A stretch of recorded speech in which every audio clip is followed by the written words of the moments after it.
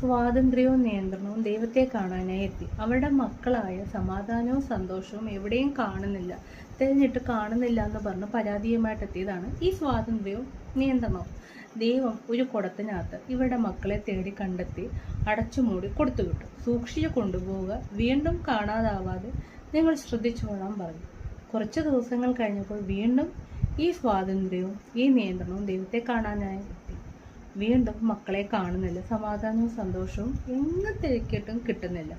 ദൈവം വീണ്ടും കുപ്പിയിലാക്കി, കുടത്തിൽ നിന്ന് മാറ്റി ചെറിയൊരു കുപ്പിക്കകത്താക്കി കൊടുത്തുവിട്ട് സൂക്ഷിച്ചു കൊണ്ടുപോകാനായി പറഞ്ഞു. വീണ്ടും പരാതിയുമായി എത്തി. പെട്ടെന്ന് കുറച്ച് ദിവസങ്ങൾക്കുള്ളിൽ വീണ്ടും ഇവരെ കാണാതായി. ദൈവം അവരോട് ചോദിച്ചു, ഞാൻ തന്നുവിടുന്നു, പക്ഷെ നിങ്ങൾക്കത് സൂക്ഷിക്കാൻ കഴിയുന്നില്ലേ? എന്തുകൊണ്ട്? നിങ്ങൾ ശ്രദ്ധിക്കാമെന്ന് പറഞ്ഞു. അതിൻ്റെ കാരണം ദൈവം പറഞ്ഞു കൊടുത്തു. സ്വാതന്ത്ര്യം എന്ന് പറയുന്നത് നിയന്ത്രണമുള്ളപ്പോൾ മാത്രമാണ് സ്വാതന്ത്ര്യം അവിടെ കറക്റ്റ് ആവുന്നത്. നിയന്ത്രണവും സ്വാതന്ത്ര്യവും ബാലൻസ് ചെയ്ത് പോയാൽ അവിടെ സമാധാനവും സന്തോഷവും ഉണ്ടാവും. എന്താണ് അവിടെ കാര്യം?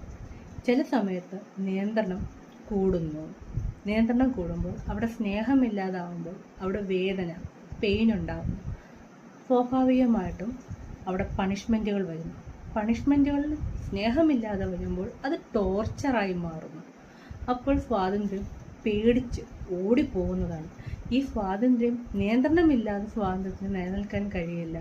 നിയന്ത്രണമില്ലാതെ സ്വാതന്ത്ര്യം ഓടിക്കളഞ്ഞാൽ അത് എവിടൊക്കെ ചെന്ന് തട്ടുന്നോ ഒന്നും അറിയാതെ ഓരോരോ പ്രായത്തിലുള്ള സ്വാതന്ത്ര്യമായിട്ട് അങ്ങ് പോകുമ്പോൾ അതിൻ്റെ ഫലമായിട്ട് നാശനഷ്ടങ്ങളാണ്.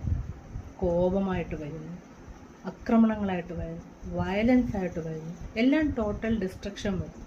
നിങ്ങൾ ചെയ്യേണ്ടത് ഒരു ബോർഡർ ലൈൻ വെച്ചിട്ടുള്ള സ്നേഹം നിറഞ്ഞിട്ടുള്ളൊരു നിയന്ത്രണത്തിൽ കൂടെയുള്ള സ്വാതന്ത്ര്യം സന്തോഷത്തെ നിലനിർത്തും.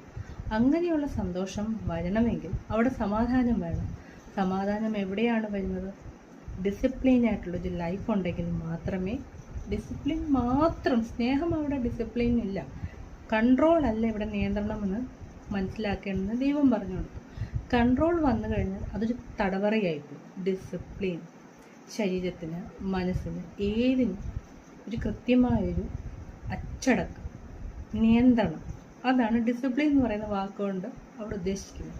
ആ നിയന്ത്രണം കറക്റ്റായ രീതിയിൽ പോയാൽ സ്വാതന്ത്ര്യത്തിനോട് സന്തോഷമുണ്ടാകും. സ്വാതന്ത്ര്യത്തിന് സന്തോഷം വരുമ്പോൾ നിയന്ത്രണത്തിന് അവിടെ സമാധാനവും ഉണ്ടാകും. ജനറേഷൻ ഗ്യാപ്പ് വരുന്നതും ബന്ധങ്ങൾക്കിടയിൽ ഉണ്ടാകുന്ന പ്രശ്നങ്ങളുടെയും കാരണം എവിടെയാണ് നമ്മുടെ ബോർഡർ ലൈൻ വരുന്നത്?